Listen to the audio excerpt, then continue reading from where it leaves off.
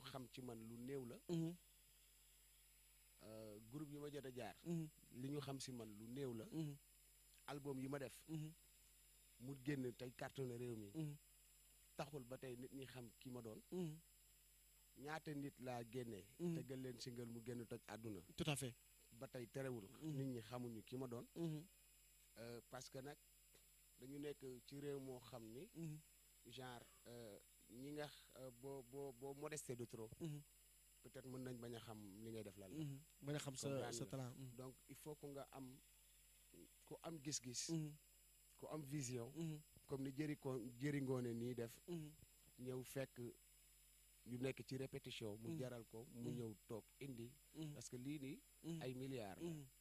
du lu ndaw xam na comprendre nga. genre bu ñu amoon 7 personnes yu mel nii. mën nañu wax ni culture day gën a avancé. day gën a avancé tout à fait. donc man nag. man moom personnellement. Cheikh Anta. xam naa ni. dëgër naa bopp.